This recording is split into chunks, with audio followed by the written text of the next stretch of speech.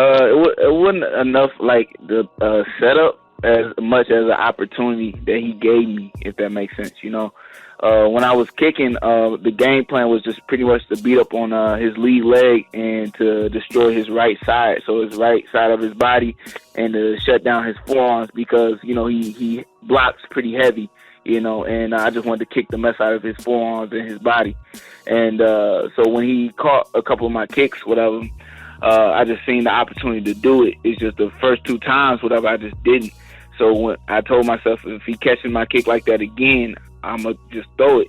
So once he caught my kick that 3rd time and tried to swing me around, I just went with the momentum. And, you know, of course, you got what you got.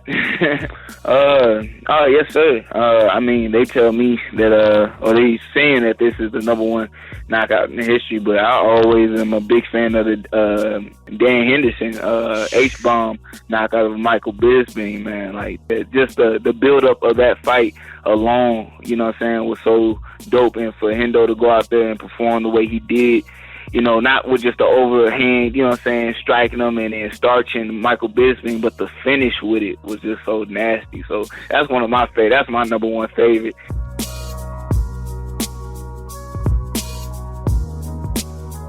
Well, Jones wants to fight him. Like, Jones wants to fight him. Like, everybody talks about Jones, but Jones is a fighter, man. He'll fight you. He'll fight anybody. And he wants to fight Adesanya. But Izzy won't even fight him, like, which is the most... It's like just like picking on somebody constantly, but at a distance. Like, I'm away from you. And I'm not saying Adesanya's scared, but Adesanya says, I need my time. You know, you said you were going to heavyweight 10 years ago. You're finally doing it now. You know, why can't I have time? It's very fascinating, the way that these two interact with you. It's nasty, but these rivalries tend to get nasty. I mean, Jones and it was not nice, and they tend to get nasty, but that makes it fun for fans. You think they will fight at some point? I hope they fight at some point. I think it's a very interesting matchup, and I think that Adesanya is just improving every time out. So if I'm Jones, I'm fighting him sooner than later if I can get him in there.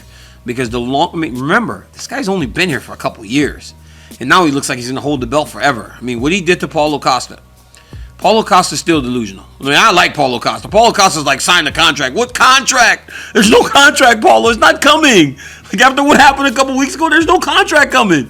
Like, just go fight somebody and just take it. Like, but then I'm like, Izzy, leave him alone, man. You keep picking on Paulo Costa. He's dead. Paulo Costa's dead. Leave the dude alone. You're putting pictures on the internet of the guy. Kick him when he's down. It's a different world these guys are operating in today, man. Usually, you know, you win and you kind of move on. But, man, for days, I started feeling bad for Paulo Costa. And then when he started responding, it actually got worse. Like, come on, man. Just take your licks. Just take your licks and just don't even say anything.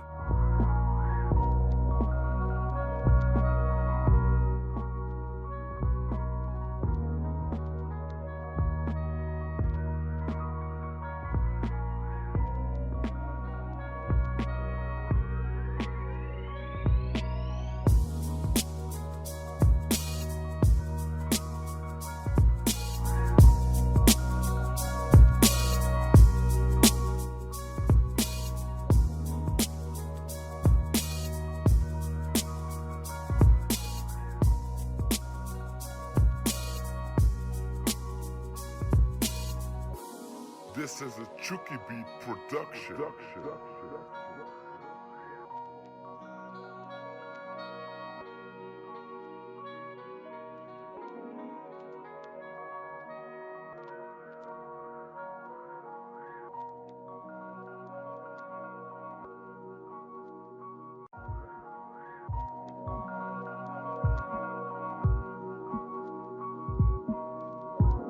What is happening with Conor McGregor? I'm just gonna make it as simple as that. What is happening with him right now?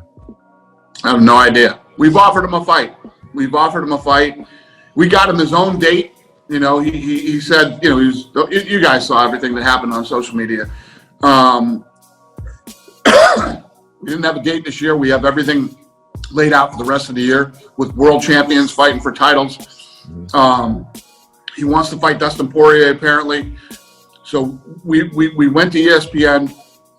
We got him his own date and everything. He's been offered the Dustin fight on January 23rd.